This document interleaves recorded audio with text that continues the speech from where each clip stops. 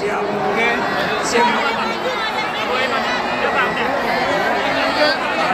Nggak boleh maju, stop. Stop. Pak, ada cewek di depan, Pak. Didorong.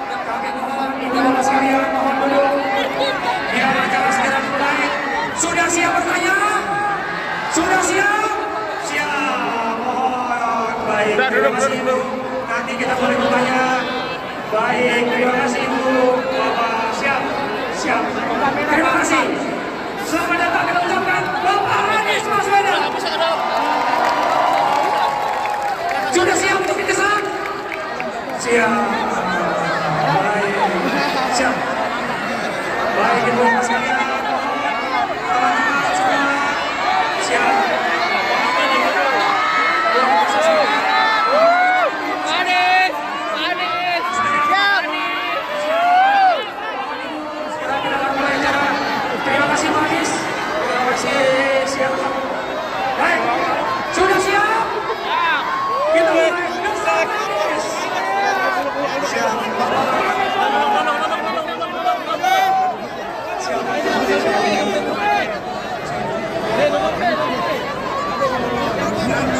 Siap Ibu Bapak sekalian, mohon duduk.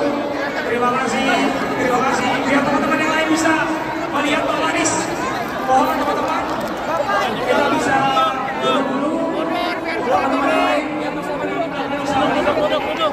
Oke, siap. Hidup Anies Presiden! Anies Presiden! Anies Presiden! Anies Presiden! Anies Presiden! Dikesan bersama teman-teman dari pojok dan juga teman-teman dari buruh. Sudah siap? Siap! Siap? Baik, kita akan mulai bersama Anies.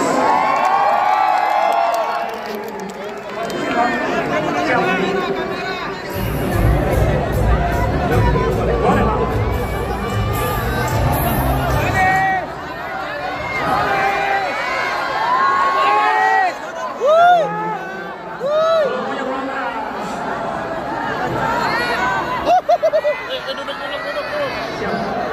Baik, Ibu Bapak sekalian, teman-teman mohon duduk biar teman-teman yang lain bisa melihat. Panas! Panas! Biar semuanya bisa melihat Anies. Semuanya melihat Anies. Baik, mohon izin teman-teman. Silakan Bapak Ibu, mohon izin biar bisa melihat satu sama lain. Baik, mohon izin. Siap. Ya, mohon duduk. Siap. Siap. Baik, mohon teman-teman bisa duduk. Yes, terima kasih semuanya. Anak kecil, tolong keluarin dulu itu. Terima kasih semuanya. Mohon izin buat Hidup mahasiswa! yang bisa teman-teman yang di belakang bisa melihat. Hidup mahasiswa! Baik, untuk insya Allah semuanya bisa melihat Anies. Baik, izin teman-teman.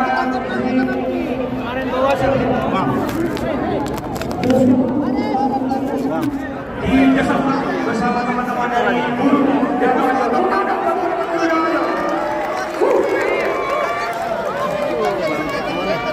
Baik, mohon teman-teman duduk. Karena lihat teman-teman yang lain tadi. Baik, teman-teman mohon izin untuk duduk. Biar teman-teman yang di belakang bisa melihat Pak Anies. Ya, mohon teman-teman panitia dibantu. Teman-teman di sebelah kiri biar agak bisa melihat. Siap?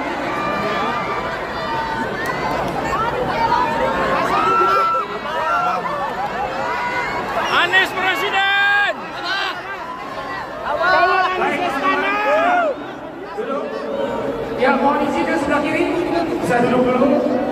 Baik. Anies menuju istana! Baik. Siapa? Baik, buat teman-teman silakan duduk.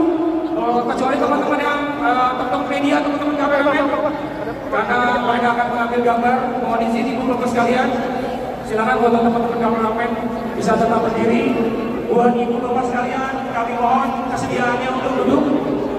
Siap, duduk. Biar teman-teman semuanya bisa melihat. Siap untuk kesana, guys? Siap. Siap. Baik ibu bapak sekalian, kami mohon izin untuk bapak ibu sekalian. Mohon, ya yang di sebelah kanan, mohon dibantu untuk segera duduk. Ibu bapak sekalian sebelah kiri, mohon izin untuk duduk dan tidak menghalangi teman-teman kameramen. Baik, silakan. Siap sudah? Baik, terima kasih banyak buat teman-teman sekalian. Manis, apa kabar? Alhamdulillah. Anies Presiden. Sudah begini-begini, Pak? Alhamdulillah. Hari ini akhirnya saya bisa di Jakarta lagi. Bapak di Jakarta lagi. Dan saya datang ke banyak desak Anies, tapi ternyata yang paling banyak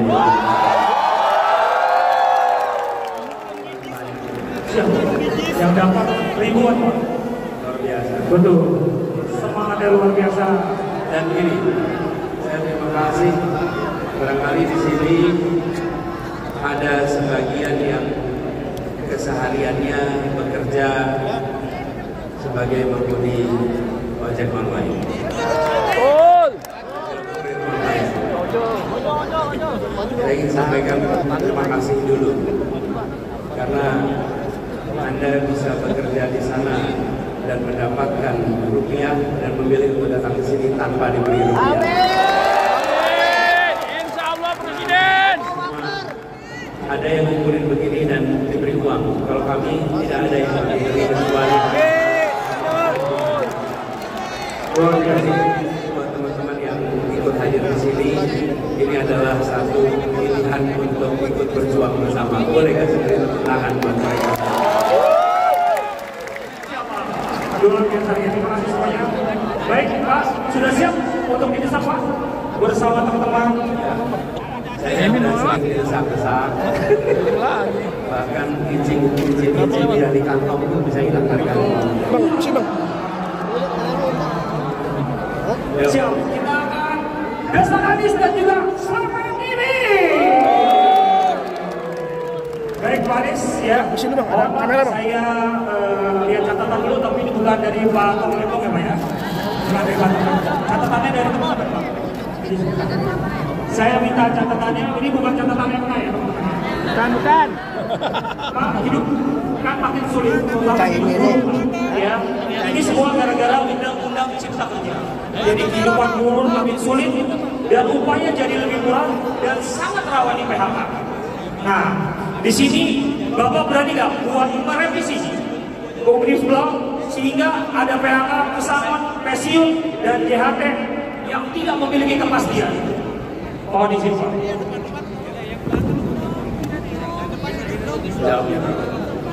Siap, 2 menit Pak. 2 menit dari sekarang. Kalau nggak cukup nanti saya ajak ngopi. Iya. Iya. Coba. Ini siap. Ya, ini. Saya tegaskan sekali lagi bahwa kami berkomitmen untuk mengkaji ulang Undang-Undang Cipta Kerja agar aturan-aturan yang dipandang tidak memberikan rasa keadilan bisa dikoreksi untuk memberikan rasa keadilan. Dan kita tahu bahwa ini disusun untuk menciptakan lapangan pekerjaan. Tapi data BPS, data BPS menunjukkan bahwa pokoknya gimana caranya deh. di era pasca undang-undang ini, bahkan bila dibandingkan dengan statistik di era kepemimpinan Pak SBY, di era kepemimpinan Pak SBY, pengangguran itu turun 5,3%. Di era Pak Jokowi turunnya hanya 0,73%.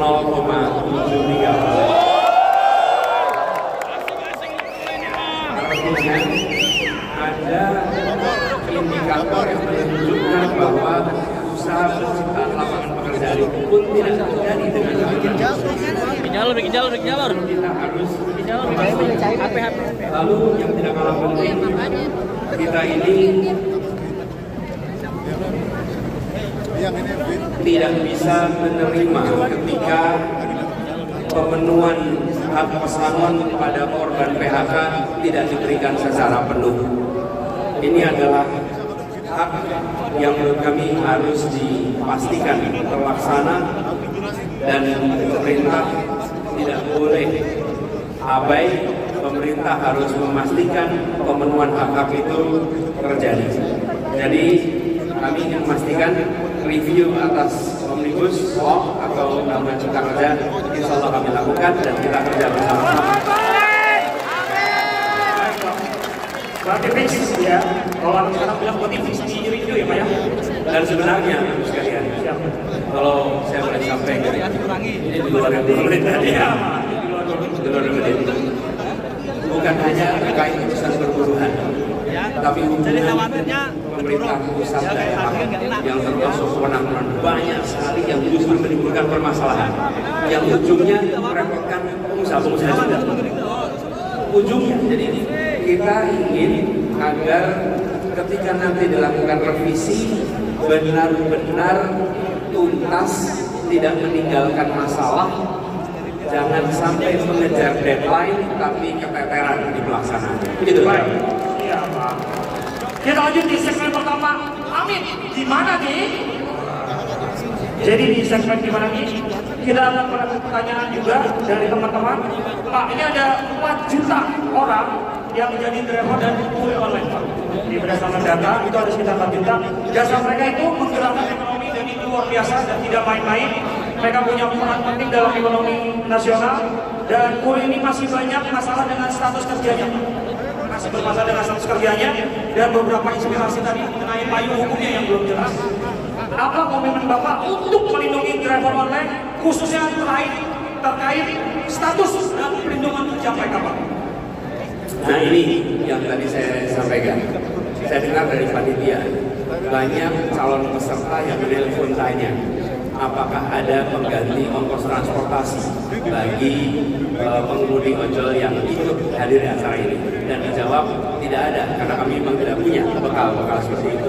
Tetapi yang menarik, ketika dengar tidak punya, bukan dia tidak datang, tetap datang dan ikut acara ini.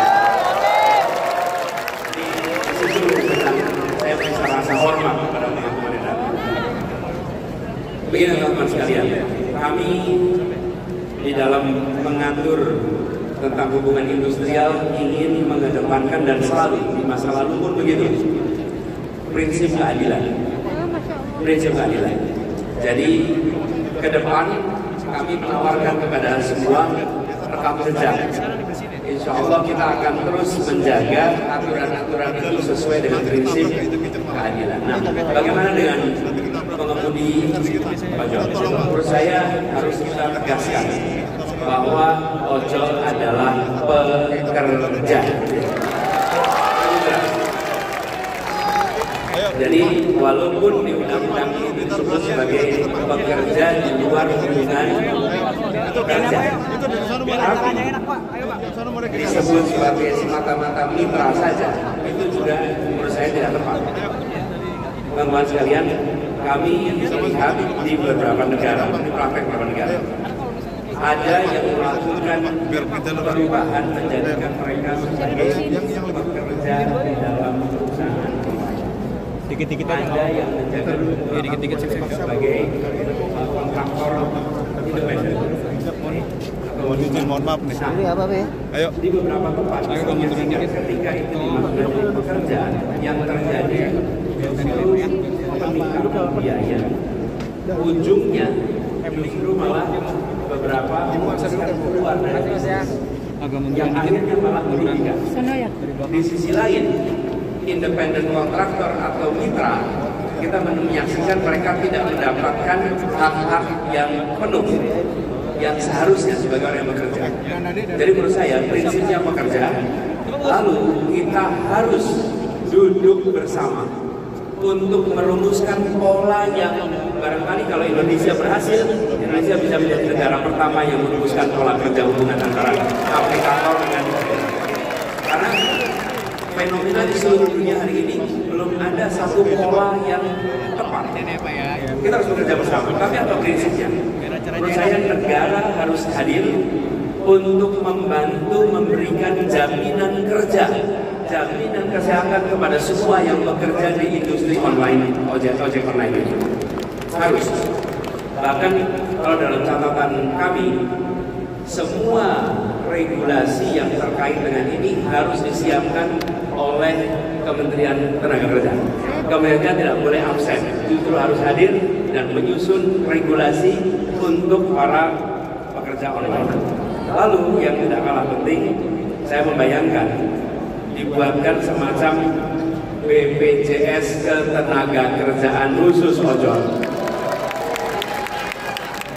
Lalu banyak program dari pemerintah seperti subsidi pendidikan, KIP plus KIPK plus akan diberikan pada semua pengemudi ojol yang terlibat. Jadi, Bapak sekalian, ini bagian dari memastikan bahwa kebutuhan kesejahteraan bisa ditingkatkan. Lalu hak-haknya sebagai pekerja harus diberikan. Menurut saya harus boleh ada hak berserikat bagi pekerja ojol. Selama ini tidak ada. Lalu pemerintah dan bersama-sama dengan pelaku menyusun standar safety bagi pengemudi ojol. Karena kita tahu banyak sekali kejadian kecelakaan karena tidak ada batasan jam kerja, tidak ada unsur kontrol, dan kelelahan itu sangat bisa terjadi. Dan ketika kelelahan terjadi, potensi kecelakaan itu sangat tinggi. Jadi kami melihat ini penting. Yang terakhir barangkali transparansi tentang imbal hasil atau komisi yang didapat, sehingga kita semua tahu bagaimana dan pengaturan. Ini menurut saya penting dan pemerintah tidak bisa diam. Ada 4 juta warga negara Indonesia. Dan di lapangan kita menemukan, saya sering mendengar dari apa yang diungkapkan, apa itu di sosial media atau interaksi langsung, sebagian memang menginginkan, cukup banyak menginginkan fleksibilitas. Ada keinginan untuk tetap punya fleksibilitas di sini, tapi di sisi lain punya keinginan untuk lebih sejahtera. Jadi fleksibilitas dijaga, jaminan pekerjaannya diberikan, lalu kemudian ada peningkatan kesejahteraan. Nah, rumusnya kita dulu sama-sama kita buatkan aturannya, negara tidak absen, negara hadir dan buat regulasi. Nanti kalau ada yang ini berpikir apakah itu mungkin, Pak? Mungkin. Kenapa mungkin? Ketika kami bekerja di Jakarta dulu, kita menyusun itu tanpa dikendalikan oleh siapapun yang raksasa-raksasa. Kita buat sama-sama menentukan, gitu. Baik, negara harus hadir, ya. Itu dia poin pentingnya. Nah, Pak, pemerintah ini udah bikin upah minimum, bukan upah layak, tapi upah yang benar-benar minim, Pak. Upah minimum yang benar-benar minim. Tiap tahun paling naik 1-8%. Padahal biaya lain naik, kontrakan naik, biaya hidup terus naik, kehidupan sehari-hari terus naik, Pak. Tegas aja nih, Pak. Ini tegas aja, Pak. Apa solusi Bapak untuk mengatur pengupahan supaya bisa meningkatkan kesejahteraan buruh? Teman-teman sekalian, perdebatan upah buruh itu menguat di bulan Oktober setiap tahun. Ini semua teman-teman aktivis serikat buruh merasakan setiap Oktober. Apakah kita suka dengan situasi itu? Tidak. Dan tanya juga pengusaha, apakah mereka suka dengan situasi itu? Tidak. Sama-sama tidak suka, tapi sama-sama menjalani. Ini kan aneh. Betul tidak? Yang pengusaha pengen kepastian, yang buruh juga pengen kepastian. Tapi negara seperti membiarkan situasi ini. Betul tidak? Menurut saya kita harus duduk bersama, serius duduk bersama di tingkat kepemimpinan nasional, mengatur ini sehingga tidak setiap tahun menimbulkan ketidakpastian. Dan harus ada turunannya. Jangan UMP tiap tahun terus, sekali UMP terus sepanjang waktu. Nggak boleh. UMP itu pada masuknya aja, sesudahnya naik gitu. Betul tidak? Jangan juga kita hanya ramai di UMP-nya, tapi UMP kan untuk entry level sebetulnya. Ya, sesudah itu harusnya mengalami peningkatan. Itu nggak diperhatikan sama negara. Nggak dinaikkan, jaminannya nggak di... Macam-macam itu praktek-praktek seperti itu. Jadi, kami melihat satu, duduk bersama buruh, pengusaha, bahwa kita membuat sebuah mekanisme untuk diatur se-Indonesia dan lintas waktu. Tidak mungkin kita membuat satu aturan untuk semua tempat yang sama. Pasti ujungnya akan ada variasi, karena biaya yang berbeda-beda biaya hidup. Tetapi punya pegangan yang tidak usah tiap tahun kita revisi, tiap tahun kita tarik-menarik.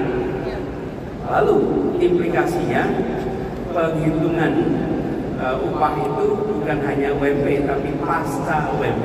Sesudah bekerja harus ada peningkatan terus-menerus. Lalu kami membayangkan penghitungan multi years ini melibatkan satu buruh, dua pengusaha, pakar ilmu perburuhan.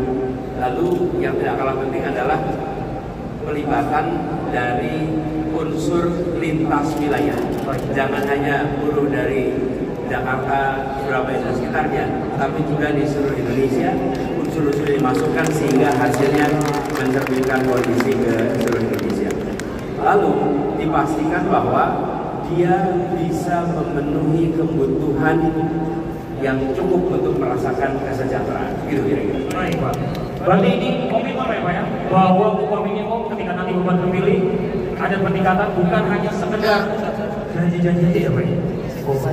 Tahu-tahu untuk Pak Anies. Ini komitmen yang kita pegang bersama. Setuju? Baik, Bapak. Ini Pak. Sekarang ini banyak banget masalah, Pak, yang terjadi karyawan kontrak, Pak. Dan juga outsourcing. Nah, ini saya pernah alami juga nih, Pak. Saya bukan curhat ya, Pak ya. Tapi saya pernah alami juga pemutusan hubungan kerja beberapa ketika waktu itu menjadi outsourcing, Pak. Jadi outsourcing ini adalah mayoritas pekerja e-commerce sekitar 70%, Pak, dari data yang kita punya. Nah, konkret aja nih, Pak. Gimana Bapak menyelesaikan masalah kontrak dan outsourcing, Pak? Seperti apa, Pak? Konkret aja. Jadi persoalan pekerja outsourcing ini salah satu permasalahan bukti bahwa Omnibus Law ini bermasalah. Nah, menurut saya agar ini berkeadilan, prinsip easy hiring, easy firing tidak boleh diteruskan lagi. Yang seharusnya adalah selective hiring, selective firing. Kira-kira begitu yang harus kita kerjakan. Dan sebisa mungkin mengutamakan status menjadi pekerja tetap,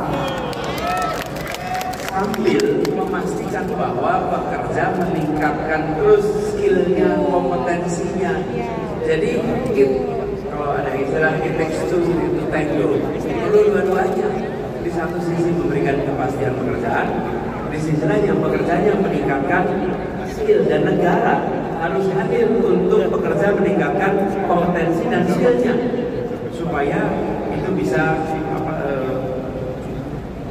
fair. Sebenarnya Muslimin yang seharusnya ada di sini, beliau masih di perjalanan. Ketika menjadi Menteri Tenaga Kerja tahun 2012 telah pernah membuat aturan membatasi outsourcing ini. Paling tidak, kalau ditanya, bukan cuma rencana, ada rekam jejaknya. Lalu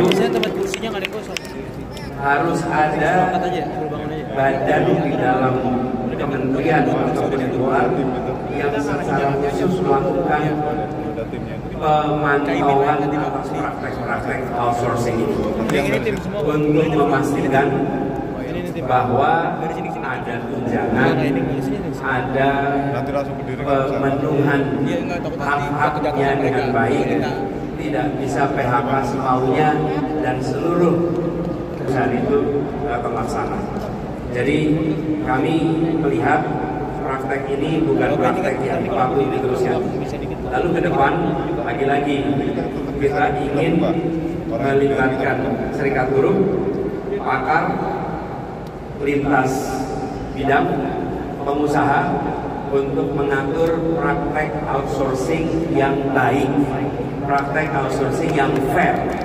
Jadi bukan outsourcing itu selalu bermasalah, tidak, tapi praktek outsourcing yang tidak fair, yang tidak memberikan manfaat yang setara bagi kedua belah pihak. Gitu.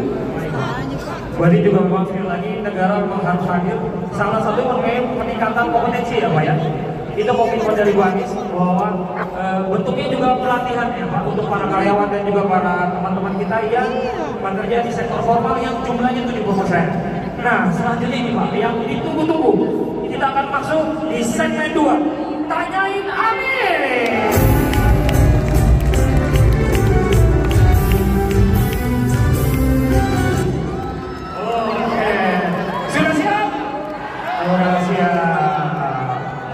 Teman-teman akan bertanya, kita dari mana dulu nih?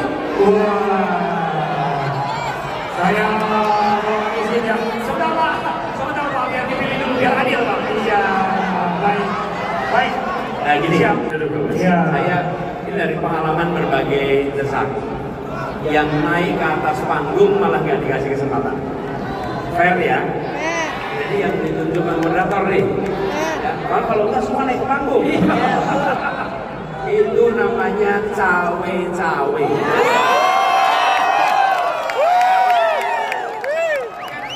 Udah ada wilayahnya. Siapa? Saya izin menuju untuk sebelah sini dulu ya. Baik, buat Mas ya. Boleh, jangan pakai topi. Mas izin ya. Silakan Mas. Mohon izin. Dikasih jalan. Jalan, nggak apa-apa. Buka masker. Buka masker. Buka masker. Buka lah. Jangan COVID. Buka masker. Buka. Jangan saja nggak pakai masker. Jangan maksa buka masker. Kita kan tidak tahu alasan beliau kan. Bahwa dia datang ke sini kita sudah bersyukur. Kita hormati ya. Amin. Amin. Sebelumnya perkenalkan nama saya Musa, saya dari Tangerang. Musa Dari Tangerang. Musa nyupir auto. Dari Tangerang dari 6 sampai sini jam 10 karena Allah hujan.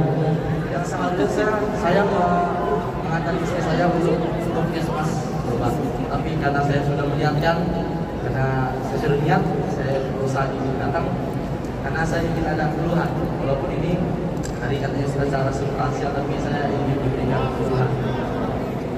Pertanyaan saya ini, saya umur 2022, kelahiran 2001, saya seorang mahasiswa, saya juga seorang guru dan sekaligus juga ojol, memiliki istri dan anak satu umur 2 tahun. Saya merasa saya hidup di Tangerang Kota, walaupun tidak begitu menggeluti tentang perkembangan kota, saya melihat bahwa banyak banget pengangguran yang ada di berbagai kota. Dan juga APBD dari pemerintah yang menurut saya harusnya dipergunakan dengan sebaik-baiknya, ya, terutama untuk pendidikan, kesehatan dan lain-lainnya. Tetapi kebanyakan untuk membuat infrastruktur yang tidak dipikirkan secara matang, sehingga itu membuat mubazir, bahkan harganya pun cukup matang. Silakan Bu. Nah, bagaimana Pak Anies Nggak diganggu Bu. Menyikapi hal ini untuk kedepannya anggaran itu dipergunakan dengan sebaik-baiknya. Contoh misalkan saya punya anak, ketika saya ke posyandu yang harusnya minimal setelah posyandu menggunakan itu minimum mobil sekolah terus. Jadi bahkan timbangannya pun masih pakai tradisional. Seharusnya kan anggaran itu untuk menyeluruh lebih manfaat ke yang lainnya gitu. Bagaimana untuk mensejahterakan dari dana ini untuk kepentingan yang lebih baik. Assalamualaikum warahmatullahi wabarakatuh. Kita angkat jawaban. Iya, duduk aja Mas. Sini Mas. Iya. Sambil salaman dengan Pak Is. Dibuka Ya, Mas. Mas Musa. Terima kasih. Pertanyaannya tadi tentang bagaimana kira-kira ya, bagaimana alokasi anggaran supaya lebih relevan dengan kebutuhan kesra di masyarakat. Dan tadi Anda menyebut terkait infra. Jadi baik sekalian, begini. Pembangunan infrastruktur itu bukan sesuatu yang salah. Infrastruktur itu baik. Nah, yang harus terjadi adalah seimbang. Mana infrastruktur besar, infrastruktur makro, dan mana infrastruktur mikro. Nah, kita membutuhkan pembangunan infrastruktur mikro supaya masyarakat juga mendapatkan fasilitas yang langsung mereka rasakan dampaknya. Infrastruktur makro misalnya jalan tol, pembangunan rel kereta, pembangunan bandara, pembangunan pelabuhan, itu infrastruktur makro. Infrastruktur mikro itu seperti air ke tiap rumah, saluran gas, saluran pembuangan limbah, itu infrastruktur mikro. Nah, kami melihat selama ini terlalu banyak diberikan kepada infrastruktur makro dan kurang diberikan pada infrastruktur mikro. Nah, menurut kami mikronya harus ditingkatkan supaya keluarga-keluarga langsung bisa merasakan dampak dari pembangunan ini. Lalu yang berikutnya adalah alokasi untuk pembiayaan upgrade perkantoran sudah harus dihentikan dulu. Pemerintah ini sudah terlalu banyak mengeluarkan uang untuk meningkatkan keindahan kantor-kantor pemerintahan. Dan belinya itu dengan barang-barang yang mahal-mahal. Gedung yang sudah baik-baik itu dipoles, kemudian ditambahin. Saya pernah ingat itu beberapa gedung milik pemerintah, gedungnya baik-baik aja. Saya lewat beberapa bulan kemudian ganti cover kacanya 100% diganti. Ketika masuk ke dalamnya sama, hanya casingnya aja diganti. Kalau uang itu dipakai untuk beli timbangan bagi posyandu, maka kita akan merasakan manfaat yang lebih baik. Jadi upgrade itu, pengeluaran untuk peningkatan itu dialokasikan khususnya pada infrastruktur pelayanan kesra, dari mulai kesehatan, pendidikan utamanya, kemudian kebudayaan, keagamaan, itu aktivitas-aktivitas yang harus kita berikan dukungan infrastruktur. Nah, upgrading ini juga yang sesungguhnya terjadi pada pembangunan ibu kota. Wong kita masih bisa pakai kantor di sini, tapi kita masih bikin lagi kantor di IKN. Kita lagi upgrading kantor, kantornya masih bisa dipakai, tapi bikin kantor baru. Ini mindset seperti ini yang menurut kami jangan dilakukan di saat kebutuhan dasar belum terpenuhi. Kalau itu sudah terpenuhi, nah bolehlah kita lakukan yang lain. Gitu ya, Mas Musa, mudah-mudahan menjawab. Terjawab. Ya, terima kasih. Saya melihat Mudah-mudahan istrinya segera pulih. bahwa Pak Anies mendukung bahwa ada program taman-taman polusi. Tapi kebanyakan orang bikin, pemerintah bikin taman, tapi yang ada kebanyakan dipakai untuk tempat parsial. Siapa? Siap. Biar nanti ganti dengan teman-teman yang lain. Siap. Untuk mendesak lagi. Oke, sekarang perwakilan teman-teman guru ya. Teman-teman guru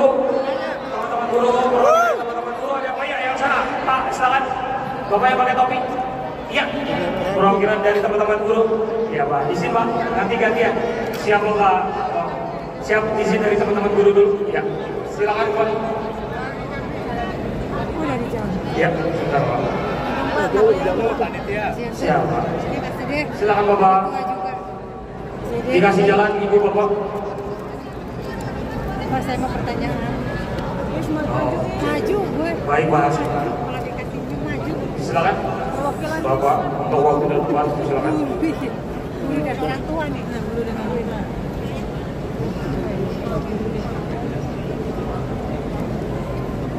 Assalamualaikum warahmatullahi wabarakatuh. Waalaikumsalam warahmatullahi wabarakatuh. Bukan dari ya, tapi dari Ojo. Apa yang saya harapkan dari Pak Anies jawab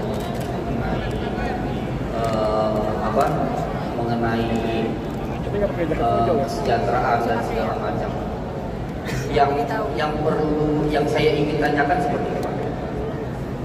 Kita diikat hubungan kerja itu dengan mitra. Nah, mitra ini buat saya adalah suatu pengalihan yang melegalkan perusahaan aplikator tidak mengikuti ketentuan sebagaimana yang ditetapkan oleh Undang-Undang Tenaga Kerja. Mereka tidak berhak atau tidak diwajibkan untuk membayar THR, BPJS Kesehatan. Ketika kita terjadi resiko di jalan juga itu tidak di-cover oleh mereka, Pak. Nah, ini mohon kepastian dari Pak Anies mengenai hal itu. Dan Pak Anies sudah berjalan di seluruh kota wilayah Indonesia, bahwasannya semua yang Pak Anies dengar inilah suara hati nurani masyarakat Indonesia, Pak. Fenomena real yang terjadi di masyarakat. Semua pertanyaan dari masyarakat selalu menanyakan ketika Pak Anies jadi, apa yang akan Pak Anies lakukan? Tapi kalau misalkan Bapak tidak jadi, Bapak tidak jadi. Jadi harus. Ini yang kami tuh. Harus jadi. Harus jadi. Apa tindak lanjut dari semua fenomena yang Bapak dengar? Gak bisa lah orang ada kewan. Selama ini, apakah Bapak akan meninggalkan kami? Apakah kami berjuang sendiri untuk 5 tahun yang akan datang? Bapak datang kemana di 2029? Bagaimana Pak? Semua orang menanyakan ketika Bapak jadi. Kalau Bapak nggak jadi gimana Pak? Kami rakyat Indonesia siap untuk mengawal pemilu, Pak. Dan saya pastikan kemungkinan besar akan terjadi pergerakan sosial ketika itu ditemukan kecurangan. Terima kasih.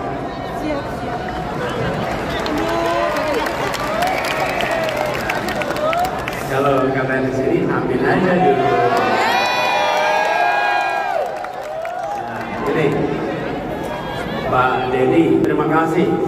Pak Denny tanya tentang ini hubungannya kemitraan. Ini kan tadi saya sampaikan. Kita mempelajari dari beberapa tempat.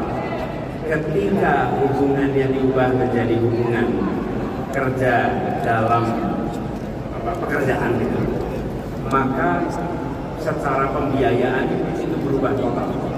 Dan ujungnya demand, harganya naik, demand turun. Dan ketika demand turun, makin hari makin kecil. Akhirnya usahanya malah jadi ada yang lengkap, ada yang keluar. Di Spanyol keluar. Nah, jadi maksud saya, kita harus cari jalan tengah nih. Makanya tadi saya bilang, kalau kita bisa membuat di Indonesia yang bukan pekerja di dalam, tapi juga mitra yang gak dikasih apa-apa, tapi jalan tengah, dan kami berkomitmen. Ketika saya mengatakan kami berkomitmen, teman-teman tanya, kira-kira dijalankan apa tidak? Anda lihat rekam jejak di Jakarta. Di rekam jejak Jakarta kami tidak meninggalkan buruh dalam komitmen kami. Jadi kami akan lakukan. Jadi kami berencana ketika kami mendapatkan kewenangan di bulan-bulan pertama langsung ini dibahas. Langsung kita bentuk timnya, langsung bikin task force-nya, langsung bahas sama-sama. Saya ingatkan ketika kita mengundang seluruh operator transportasi umum di Jakarta, itu lebih dari 27. Pertemuan pertama panasnya luar biasa. saya belum pernah datang sebuah pertemuan sepanas itu. Panas luar biasa, keras sekali. Kita mencari kesepakatan apa jalan keluar untuk seluruh transportasi umum. Dan akhirnya ketemu. Berapa kali pertemuan? 77 kali pertemuan. Sampai selesai. Tapi begitu sampai kesepakatan, sampai hari ini tenang, teduh, damai. Karena itu kesepakatan. Nah, kadang-kadang kita ini di pemerintahan itu nggak sabar. Pengennya cepat aja bikin aturan, nanti kalau itu udah demo dihadapin paling 2-3 kali, habis itu hilang. Nggak bisa, jangan begitu. Kita harus bahas sama-sama. Jadi komitmennya itu ya, kita cari jalan tengahnya. Di samping kita juga tahu ada sebagian yang menginginkan fleksibilitas. Banyak yang bekerja di ojol juga nggak kepengen terikat secara ketat. Jadi kita cari jalan sama-sama. Kemudian soal hasil pemilu, gini, saya ingin merespon pada apa istilahnya, bagaimana hasil pemilu. Hasil pemilu ini 16 hari lagi kita belum tahu, manusia belum tahu. Allah sudah tahu hasilnya, tapi kan kita tidak tahu. Jadi bagian kita sekarang berusaha, berikhtiar. Itu bagian kita. Jadi saya ajak pada semuanya untuk mengajak sebanyak mungkin mencoblos. Yang kedua, selesai pemungutan suara jam 1, ajak semua warga untuk kembali ke TPS menonton penghitungan suara. Jangan biarkan saksi-saksi kita berjuang sendirian di dalam. Jangan biarkan saksi-saksi kita mungkin terdesak di dalam. Seluruh warga panggil ikut awasi dan memastikan penghitungannya benar di tempat itu. Catat dengan baik. Itu cara mengamankan. Dengan begitu perjuangan kita tuntas. Dan kami makin hari makin yakin. Insya Allah 14 Februari nantinya jadi hari perubahan Indonesia.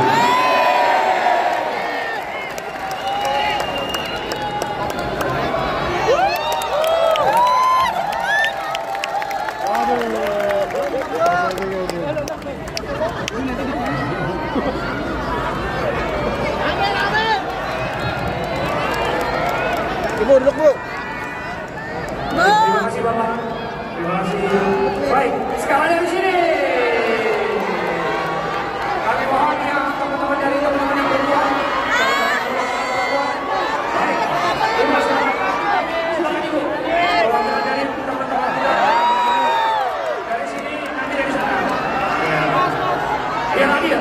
Dari sana sudah, dari sana sudah, sekarang dari sini. Nanti dari sana ya. Perwakilan dulu. Silakan. Siap, kami hadir dari semua sisi.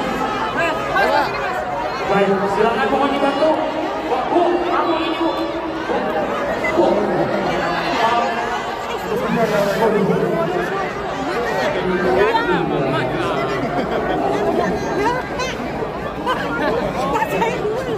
Maju-maju Benar ini Bu. Ya, baik Ibu izin. Ada Ibu ya, ada kesempatan. Mohon izin. Silakan. Ya, dikasih jalan Ibu, mohon izin. Mak, jelas nih, Mak duduk aja, Mak. Mak duduk, Mak. Tenang, Mak. Sembako, Mak. Mak, jangan sembako deh, Mak. Ini masih depan dulu nih, Mak.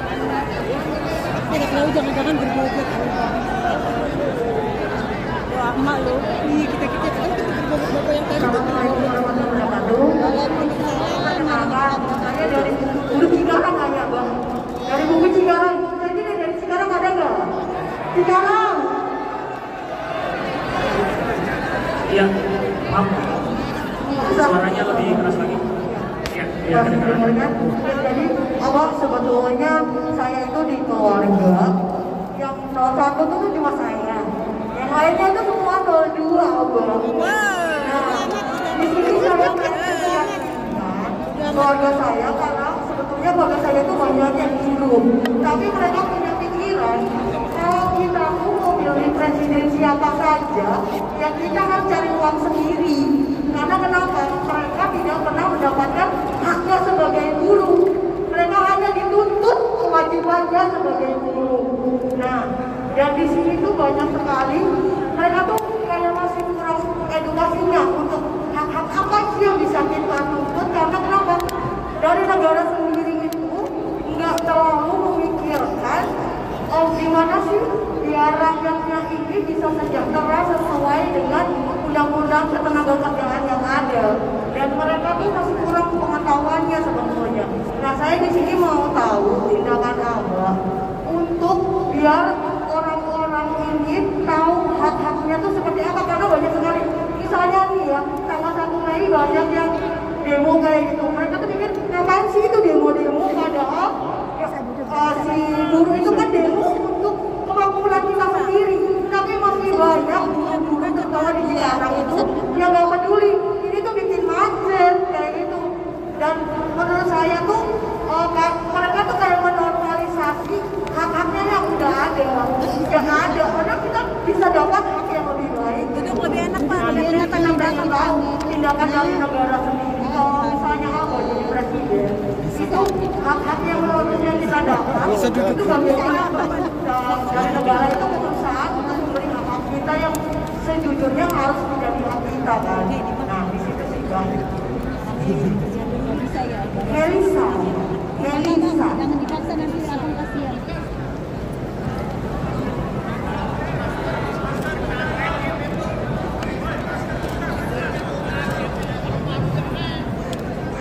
Ya nggak apa-apa, nggak harus buka masker, nggak apa-apa. Gini, Mbak Melisa, jadi kalau berbicara dengan orang lain dan bicara pilihan, ajak untuk membandingkan. Nah, membandingkannya bukan membandingkan janji saja, tapi bandingkan pelaksanaannya di masa lalu. Karena itu paling mudah. Kan udah kejadian kan? Kalau besok, nah kita belum tahu nih. Tapi kalau masalah udah kelihatan. Bila dahulu menunaikan yang dijanjikan.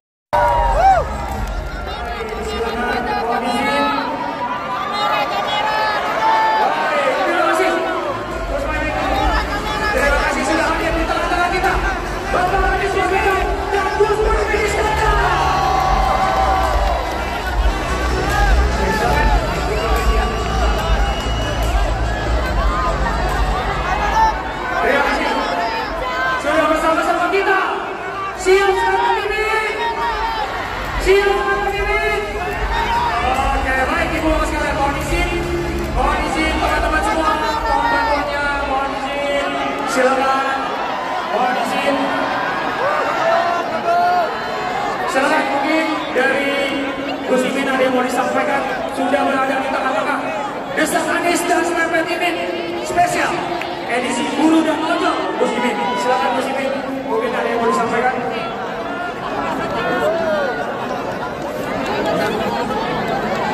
Assalamualaikum warahmatullahi wabarakatuh. Selamat sore saudara kita semua. Saya seumur umur baru sekali ini datang ke Desa Anies. Soalnya kalau saya datang khawatir terdesak saya. Alhamdulillah hari ini saya bisa ketemu semuanya, beliau luar biasa. Salam perubahan.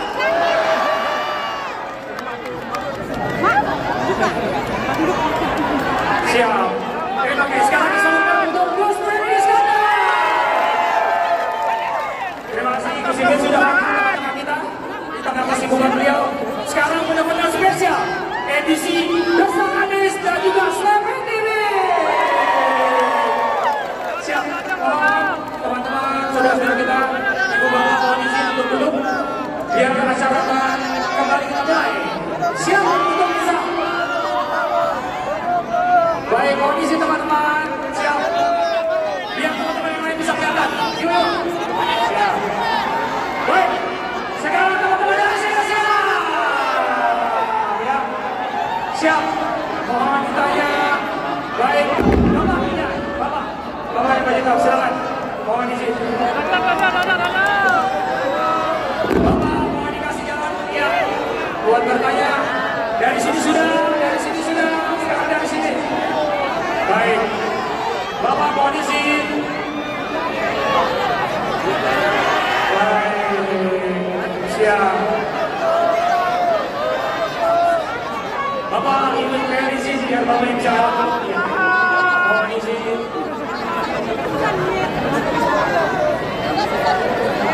Silakan Bapak.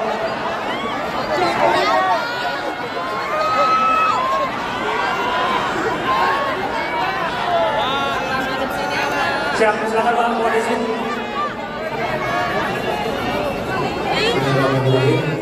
Assalamualaikum warahmatullahi wabarakatuh. Perkenalkan, nama saya Firmansyah dari Jakarta Timur. Saya ingin sedikit menyampaikan keluhan Pak. Kebetulan di tempat saya bekerja, walaupun dibuat perjanjian kontrak kerja, tapi dihitung harian. Pak. Nah, saya ingin bertanya untuk solusi Bapak terkait beberapa perusahaan yang tidak mengikuti aturan. Terus ketika kita menyampaikan keluhan atau pengaduan, justru konsekuensinya kita dikeluarkan dari pekerjaan tersebut. Dan jaminan apa buat kami ketika mengadukan hal-hal seperti itu?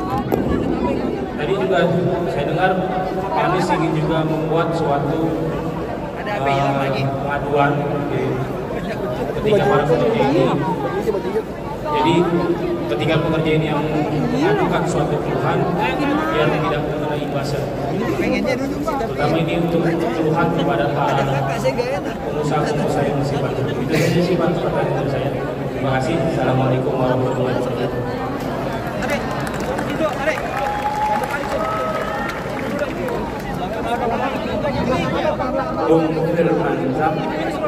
Terima kasih. Jadi problem yang dialami ini jamak sekali dan posisi tawar guru itu amat kecil, sehingga ketika mengungkapkan ketidakadilan justru malah bisa dapat hukuman, sanksi macam-macam, termasuk diberhentikan dan tidak bisa berbuat apa-apa. Itu sebabnya kami sampaikan negara harus hadir dan negara harus berpihak pada keadilan. Tidak perlu memusuhi pengusaha, tidak perlu memusuhi buruh, tapi harus negara itu dan adil. Artinya apa? Kalau ada kontrak itu harus dijalankan. Kalau kontrak tidak dijalankan, maka negara hadir memaksa kontrak itu harus dilaksanakan. Jadi kita perlu memastikan dari keseimbangan badan untuk ada laporan yang bisa melindungi identitas pelapor. Kami di Jakarta ada namanya Zaki, di mana orang bisa melaporkan dan identitas pelapornya tidak muncul, tidak terekspos, sehingga bisa aman. Dengan cara begitu maka problemnya diselesaikan dan terselamatkan. Insya Allah ini kita akan lakukan sama-sama dan kita perlu nanti pastikan jenis-jenis sanksi yang menjerakan agar mereka-mereka yang bertindak tidak adil itu kapok untuk tidak adil. Ya, terima kasih.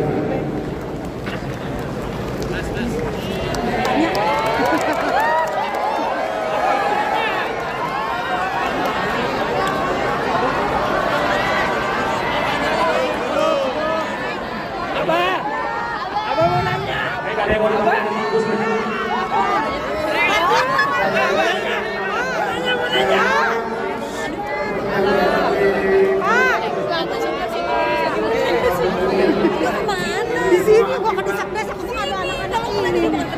Ya, ada ke depan. Dari 50 juta pekerja kita suaranya.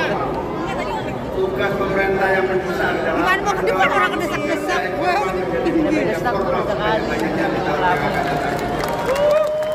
itu yang kita lakukan, insya Allah dengan standar hak termasuk hak politiknya. Hak politiknya itu hak menyampaikan pendapat, tuntutan, negosiasi. Kalau ini kultur politiknya terjamin, tidak ada pengusaha takut dengan buruh nyaman bekerja, itulah yang akan harus kita ciptakan dalam kultur politik perubahan nasional. Dialogis, saling tidak menyembunyikan problem yang dihadapi bersama-sama. Ini yang disebut pekerja formal. Insya Allah ini menjadi bagian problem utama yang harus kita atasi bersama-sama. Amin. Mas, apa mau nanya? Baik, terima kasih. Mas sudah dijawab juga sama Pak Anies dan langsung sama Gus Muhaimin juga. Tepuk tangan dulu saja Ibu Anies sudah menjawab Gus Muhaimin juga. Baik ya.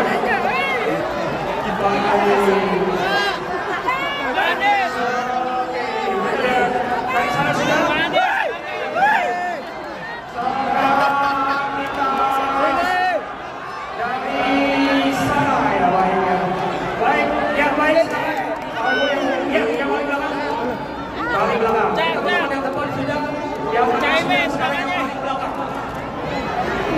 Iya, biar semuanya adil, teman-teman yang sebagian depan juga.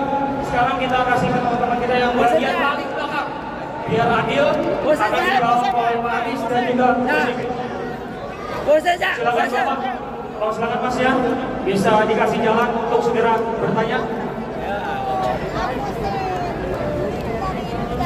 Baik. Mohon izin.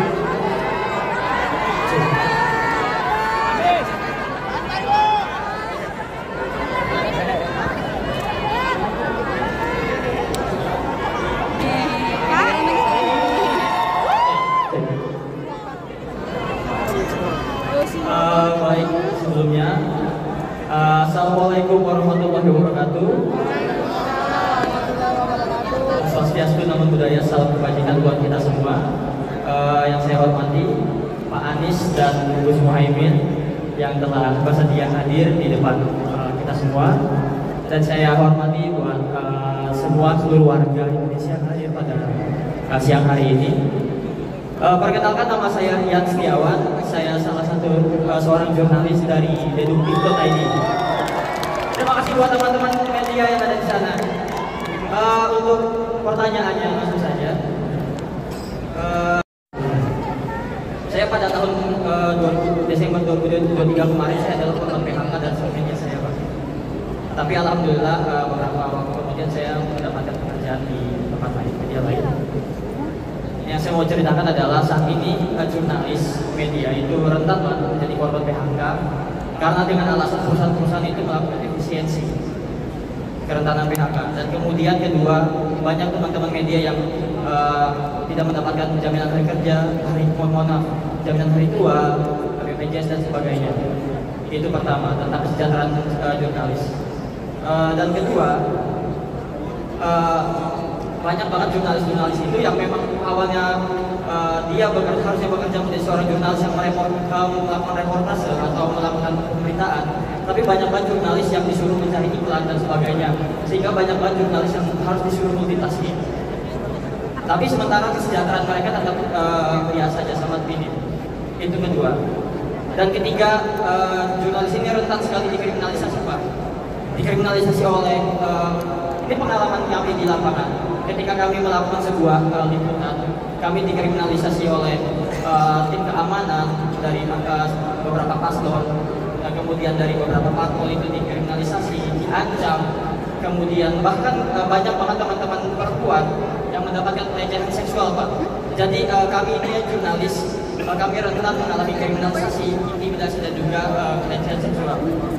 Nah, ini dari itu semua bagaimana ketika nanti Pak Anies menjadi presiden dan kemudian Gus Muhaimin menjadi presiden, bagaimana cara kalian berdua ini memberikan kesejahteraan dan keamanan bagi kami para jurnalis agar kami bisa bekerja sesuai dengan kerja-kerja jurnalis dan kemudian kami juga mendapatkan keamanan.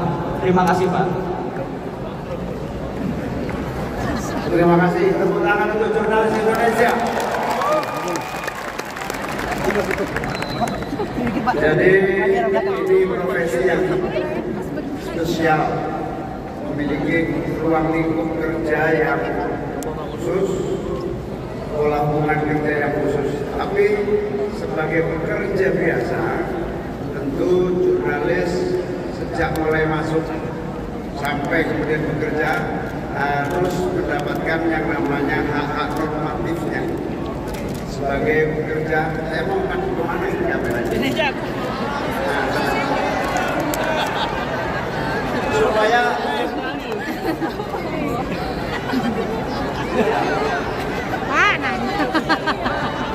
jadi profesi jurnalis ini hidup jurnalis sama dengan pekerja yang lain. Begitu masuk harus masuk menjadi bagian dari pekerja yang mendapatkan hak-hak normatifnya. Sedangkan sebagai profesi yang spesial itu seorang jurnalis memiliki berbagai kelebihan berbeda dengan profesi-profesi yang lain. Tentu standar mulai dari tunjangan dan berbagai hak-hak normatif lainnya ya. Akan tetapi kalau terjadi pola hubungan kerja yang bermasalah, maka sekali lagi harus diatasi 3 tahap. Tahap yang pertama mediasi, tentu saja. Kalau lagi-lagi dialog ini penting. Ini semua problem yang disampaikan tadi, termasuk yang jelas, sama. Pada dasarnya ketika ekonomi kita sudah membaik nanti, pada dasarnya kita ingin kita dorong seluruh pekerja-pekerja sektor formal yang diposisikan sebagai pekerja formal ini kita dorong menjadi pekerja formal. 50 juta itu nggak kecil, perusahaan juga butuh hidup, kerjanya juga tidak boleh diabaikan hak-hak. Dari situlah kita mulai membahas kewajiban pemerintah yaitu menjaga dan melindungi hak-hak normatif para pekerja kita. Sehingga selain tripartit, ada ketiga, kalau kedua pihak sudah nggak mampu, maka tripartit bisa melibatkan pemerintah menjadi bagian dari solusi PHK.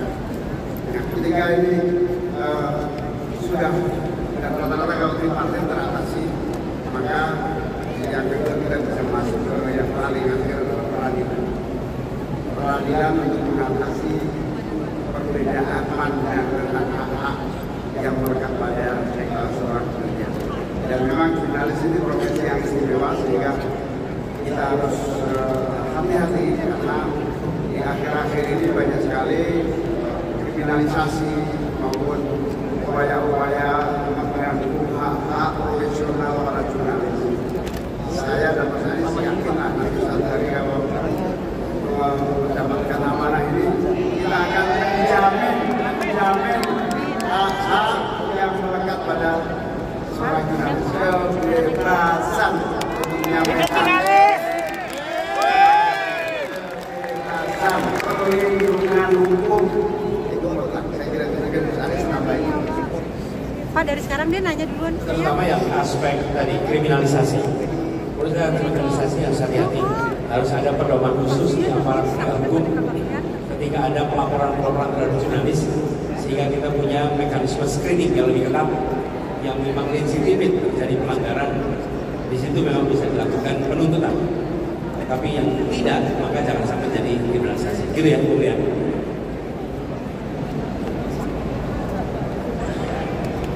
Foto lagi. Jangan foto deh, saya nonton. Ini warga Tanah Merah yang sering ketemu sama-sama kalau datang ke Tanah Merah. Ya. Foto lagi.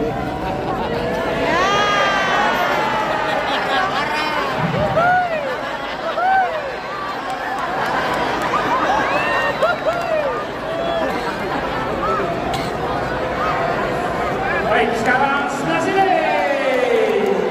Baik, kami mohon perwakilan dari teman-teman ojek online. Bisa siapa? Bapak? Ya, Bapak. Tadi ojek lagi. Saya dong, ibu-ibu. Pak Anies, ibu-ibu dong, Pak. Silakan Bapak.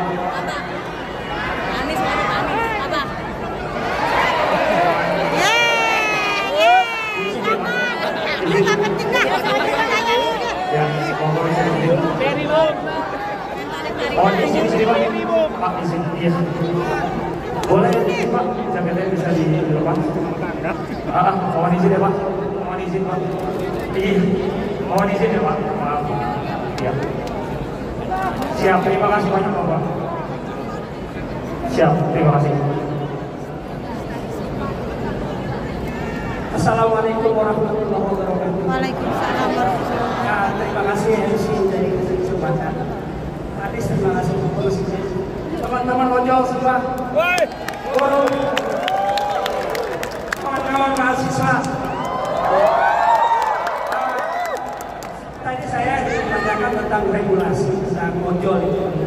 Tapi alhamdulillah tadi Pak Anies sudah menjelaskan tentang aturan, mudah-mudahan itu bisa menjadi pertama di Indonesia. Saya cuma ingin menceritakan pengalaman. Alhamdulillah di ojol Pak Anies ya, saya udah 10 tahun. 10 tahun ya. Pada saat ojol berdiri itu harganya 1 kilo sampai 5.000. Dan itu kalau kita narik 0 sampai 5 kilo pada saat pertama berdiri 25.000. Dan itu potongannya cuma 20%. Dan kami menerima 20.000. Dan semenjak pergantian presiden, betul emang Pak. itu tarif makin turun Pak. Sampai hari ini semua teman-teman ojol merasakan 0 sampai 5 kilo 16.000. Itu belum dipotong. Aceng. Order lebih dari 20%. Itu dari kalau kita narik 0 sampai 5 kilo naiknya 16.000. Kami ojol menerima cuma 10.400. 20%. Itu sangat murah sekali. Karena kami motor sendiri, bensin sendiri. Kalau ada kerusakan kita yang tanggung sendiri. Dan kami ingin kami secara kami ojol sendiri. Mudah-mudahan kami berharap ya yakin mudah-mudahan ada perubahan di 2024. Kami berharap tarif karena kami merasa sebagai ojol kami tidak ingin anak kami menjadi ojol. Kami ingin kami ojol anak kami bisa jadi sarjana.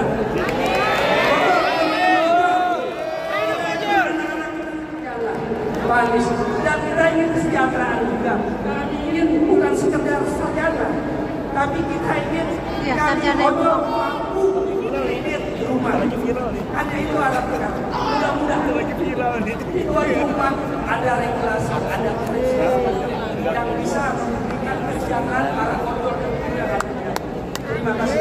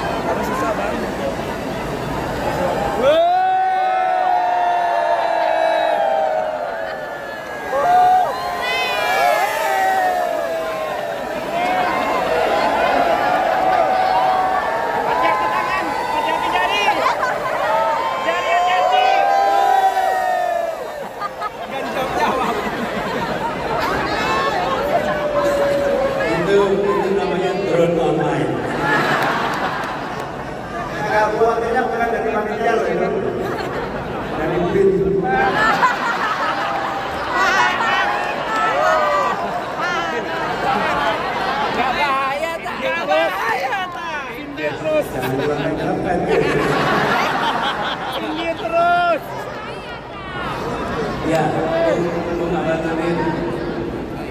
Bung Abaludin yang tadi disampaikan, tadi kita juga sudah bahas. Tapi terima kasih atas ceritanya. Dan menurut saya inilah semangat yang harus dimiliki oleh seluruh pelaku usaha di Indonesia. Apa yang penting? Apa yang dikatakan Bung Abaludin tadi? Ketika kita berpikirnya jangka panjang, dan mau melihat jangka panjang, maka itu akan menguntungkan bagi seluruh pelaku usaha. Saya ilustrasi, ketika pengemudi ojol mendapatkan pendapatan yang minimnya minim, Anda tidak bisa kredit motor baru, Anda tidak bisa kredit rumah baru. Artinya Anda tidak ikut di dalam komponen yang punya daya beli yang juga menguntungkan industri. Kalau pengemudi ojol bisa menabung, bahkan bisa kredit, maka industri motor juga akan diuntungkan karena penjual motor akan meningkat. Ketika dia punya daya beli, dia bisa kredit rumah, maka perbankan diuntungkan, maka industri properti diuntungkan. Jadi ketika kita membuat pekerja bisa menabung, bisa punya kesejahteraan baik, maka daya beli yang meningkat itu sebenarnya penggerak ekonomi yang sangat luar biasa. Jadi pemerintah itu harus berkomunikasi dengan baik dengan seluruh pelaku bahwa ini adalah untuk peningkatan kesejahteraan kita semua.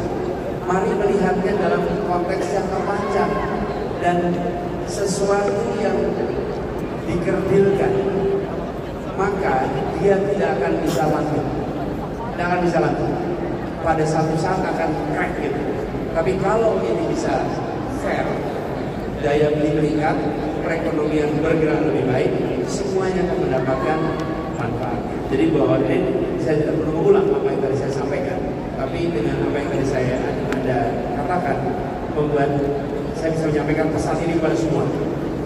Kesejahteraan buruh adalah daya beli buruh, dan daya beli buruh adalah penggerak perekonomian yang akan membantu menggerakkan keseluruhan perekonomian kita. Gitu ya. Amin. Berat, motor. Baik, setelah ini kita dengar closing statement dari Manis dan juga Gus Mohaimin. Baik, silakan. Oke, mantap. Siap, terima kasih Bapak. Terima kasih. Salam kenal teman-teman. Baik, sekarang kita akan dengarkan. Siap. Terima kasih Bapak. Kita akan dengarkan closing statement dari Gus Mohaimin. Silakan Gus.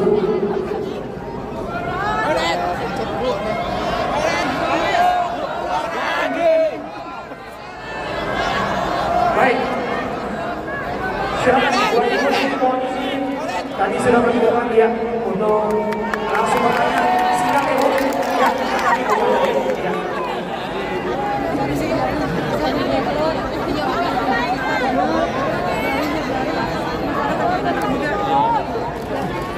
Ibu juga sebenarnya mau nanya. Assalamualaikum warahmatullahi wabarakatuh.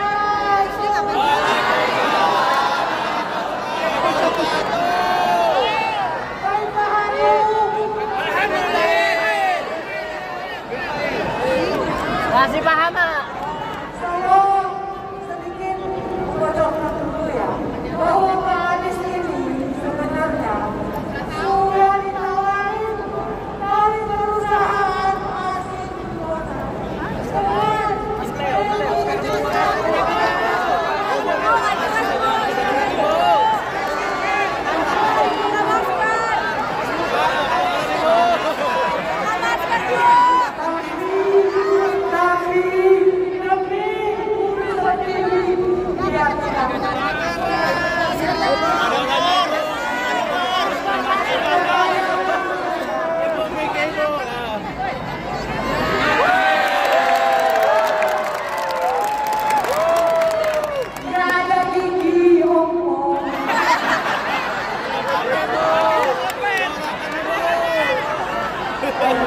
Izinkan Ibu menyampaikan pertanyaan. Yang pertama, kenapa anak bangsa ini sangat banyak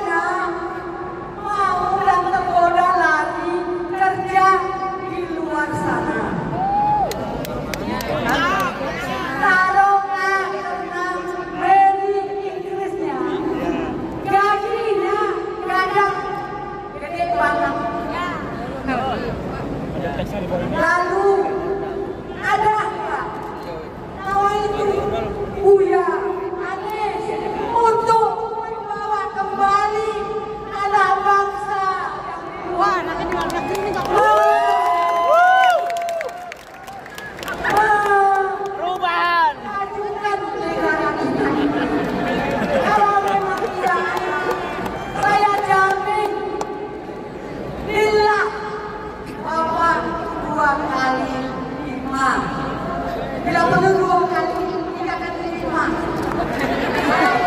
Jangan, nggak boleh bukan itu, jangan. Namanya usaha. Nggak boleh, udah jangan. Terima kasih Anies. Sudah sampai ke papan tinggi kuburan yang Bapak lihat itu jiran saya. Tolong Bapak, tolong banget. Ojol ini dibentuk kayak Transjakarta. Kenapa Transjakarta itu punya perlindungan? Mentang-mentang satu yang dibawanya. Tolong anak-anak kita ojol ini diperjuangkan. Syukran kasihan. Assalamualaikum. Namanya siapa?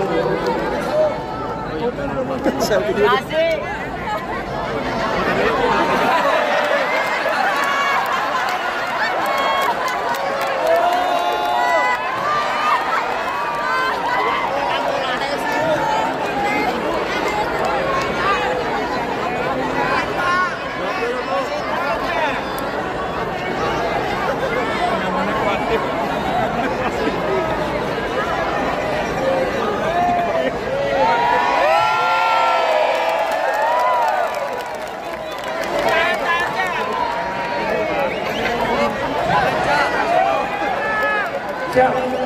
Terima kasih Ibu.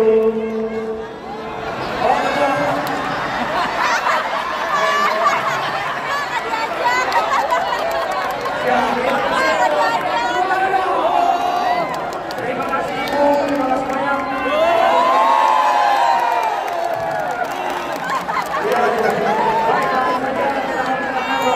Dari Musimin. Saya baru datang lagi terima kasih. Mas Anies, ibu-ibu, bapak-bapak, hadirin hadirat sekalian yang saya muliakan.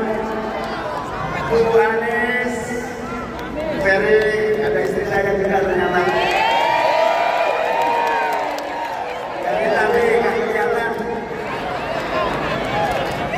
Pertama saya mohon maaf terlambat karena saya tadi dari Yogyakarta langsung keluar ke sini dan senang sekali.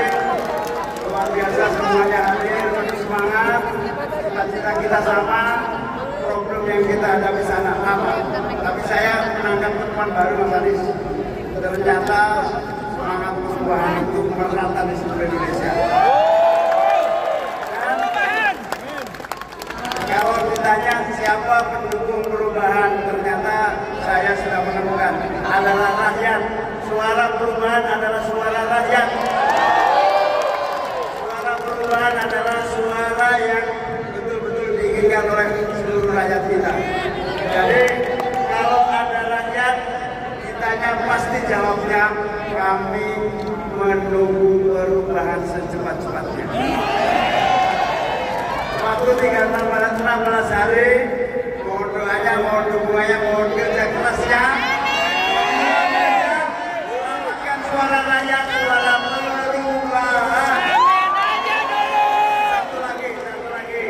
Ada yang berusaha menghipnotis seolah-olah mau menang 1 putaran.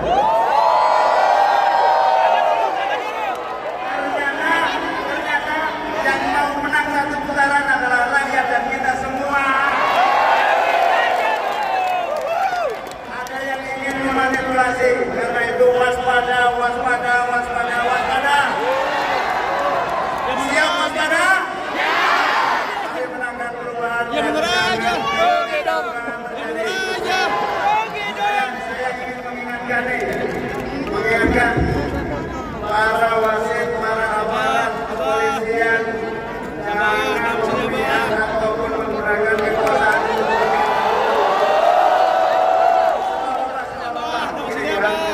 Pemilu itu agenda bangsa. Kalau pemilu itu cacat, akibat ada manipulasi, akibat ada kecurangan, percayalah pemerintahan yang terbentuk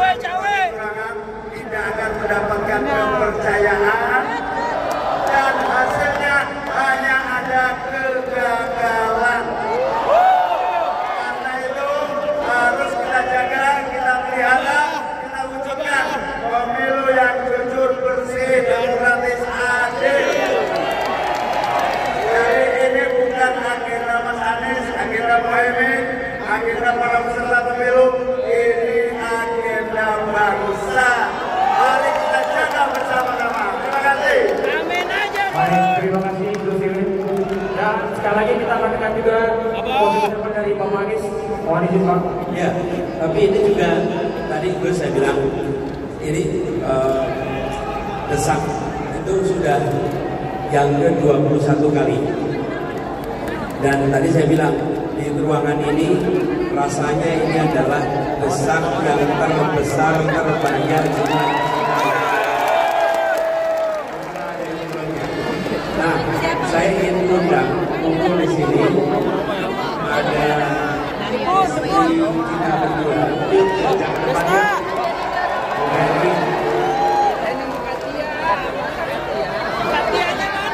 Katia mana Katia? Gak usah lama, duduk aja.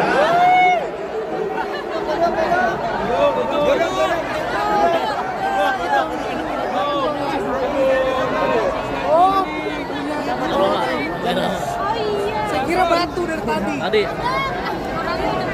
Coba lihat.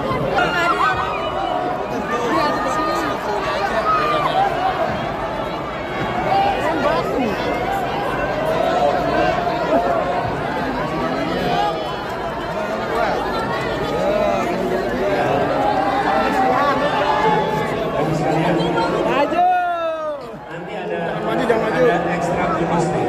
Tapi sebelum kita akhiri, saya ingin sampaikan udah nggak jadi maju deh. Hari ini kita membahas bersama-sama.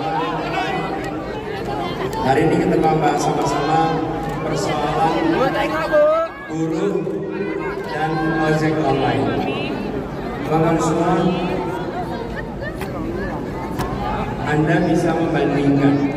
Ada 3 pasang calon. Ada 3 pasang calon. Mana yang secara jelas memiliki rekam jejak terkait dengan perburuhan? Yang kedua, mana yang mau mengadakan diskusi persoalan-persoalan perburuhan dan ojek?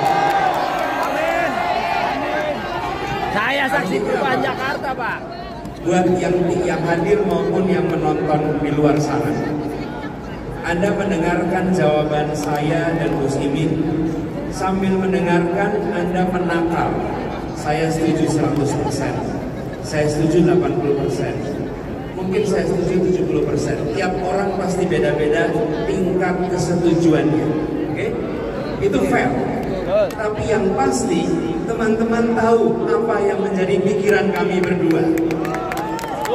Daripada teman-teman sama sekali tidak tahu. Samanya berapa persen? Menyamakan tidak cukup dengan foto. Dan kita pernah mengalami foto yang kemudian kebijakannya berbeda dengan fotonya. Iya. Merakyat, kebijakannya. Bapak yang pilih, saya nggak milih. Bapak yang milih, Bapak berada di pihaknya. Merakyat hanya dengan melihat fotonya. Kan Bapak yang pilih. Kita mau pasang foto itu. Kan Bapak berdua yang pilih. Meminta dia mengambil keputusan. Saya mah enggak, dari awal juga enggak. Tadi juga ada yang tanya, Melisa dengan keluarga yang mungkin beda. Ayo, bandingkan. Setelah bandingkan, ambil keputusan. Saya mah Dan enggak, kami yakin bersama kalau sudah PKS. dibandingkan, insya Allah akal sehat, objektivitas kita akan bisa jelas pilihan. Ya. Lalu, teman-teman sekalian, tadi ini kebetulan kita desak ke Jakarta, mungkin belum tentu akan ada desak Jakarta lagi sampai tanggal 14 Februari. Jadi meneruskan yang disampaikan Gus Imin. Interupsi. Assalamualaikum warahmatullahi Ternyata masih ada lagi Pak yang mau bertanya. Udah. Ini. Masih ada lagi Pak. Masih ada satu lagi Pak. Bang Haji.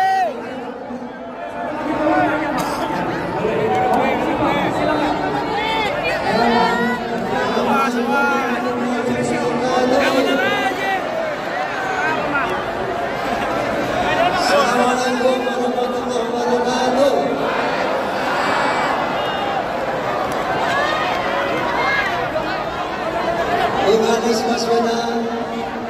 Gus Muhaimin Iskandar yang kami banggakan.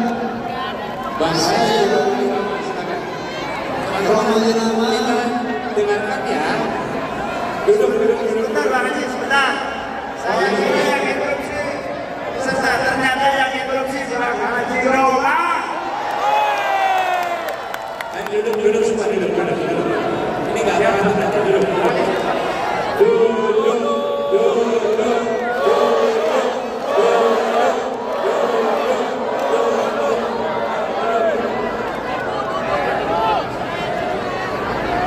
Oke. Bisa mulai menanyakan. Saya mewakili seniman film Indonesia dan seniman musik Indonesia. Dalam hal ini ingin bertanya kepada Bapak Muhaimin, kalau nanti jadi presiden dan wakil presiden, Topi. untuk para seniman film animasi. Karena yang saya tahu di Korea kita dunia telah mengenal K-pop, dunia mengenal drakor. Itu karena pemerintah yang peduli dengan para seniman. Dan demikian itu tentu akan menjadi nilai tambah devisa negara buat Korea. Begitu juga kita tahu Amerika Serikat bahwa devisa negara bukan dari sumber daya alam, tetapi ternyata dari hiburan, dari sumber daya seni. Oleh karena itu saya mewakili insya Allah aspirasi para seniman film, seniman musik, seniman dan lain-lainnya, ingin bertanya apa konsep Bung Amin dan Bung Muhaimin ketika ada nanti diizinkan Allah Subhanahu wa Ta'ala memimpin bangsa ini. Saya persilakan Bung Muhaimin. Terima kasih. Ya, terima kasih Bang Haji Roma Irama. Ini adalah hal yang sejalan dengan apa yang kami ungkapkan beberapa kali bahwa Indonesia melalui negara harus melakukan investasi besar-besaran di bidang kebudayaan yang di dalamnya adalah unsur kesenian. Saya mengistilahkan investasi. Kenapa? Karena selama ini pengeluaran itu sering disebut sebagai biaya. Karena biaya dicoba diturunkan sekecil-kecilnya, seefisien. Kalau investasi maka kita bicara tentang apa yang kelak akan dihasilkan. Dan kami pun merujuk kepada pengalaman Korea tahun 80-an pertengahan, 90-an awal, mereka serius investasi. Dan apa yang terjadi ketika investasi dilakukan? Para pekerja seni mendapatkan kesempatan untuk berekspresi. Pembangunan tempat-tempat untuk ada pertunjukan, alat-alat yang negara hadir untuk menyiapkan. Bahkan kalau kita lihat di sini, bioskop saja, bioskop contohnya nih, hanya 22% sekarang ini wilayah yang memiliki bioskop seluruh Indonesia. Alat-alat produksi. Kemudian kemarin kami di Bandung ketemu dengan budayawan, kami sampaikan kita akan membangun pusat-pusat pertunjukan kebudayaan kelas dunia di kota-kota besar di berbagai wilayah Indonesia. Lalu dorong pengembangan kesenian lewat membangun sekolah-sekolah seni di berbagai wilayah Indonesia. Sehingga sekolah seni itu tidak hanya di kota-kota tertentu, tapi di seluruh wilayah Indonesia ada akses itu. Kenapa ini penting? Kreativitas makin hari makin menjadi penentu keberhasilan bangsa. Dan kreativitas ini membutuhkan ekosistem yang baik. Negara hadir, invest di situ. Jadi insya Allah nantinya Pak Haji, kami akan seriusi ini, alokasikan anggaran yang cukup, seniman punya ruang untuk berekspresi, insya Allah kesejahteraannya meningkat, dan kita akan membantu siapkan jaminan sosial untuk pekerja-pekerja seni, sehingga mereka punya rasa tenang. Kalau begitu Bung Muhaimin, Mari ikut saya di pentas sebelah. Saya akan memberi pernyataan dan hiburan untuk semua. Amin Presiden. Amin. Untuk pembaruan. Amin. Ah, ke sebelah. Oh, panggungnya di sebelah. Salah posisi kita di sini.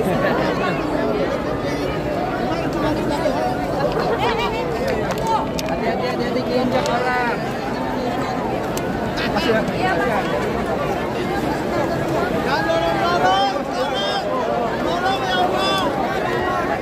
Baik, ibu bapak sekalian. Selanjutnya, ini yang kita tunggu-tunggu. Pak Haji Romi Mamat dan Soleh datang. Hadirin bisa pindah ke stand samping kita. Mohon buat ibu bapak sekalian yang tertib, kita berpindah karena kita akan menyaksikan Haji Romi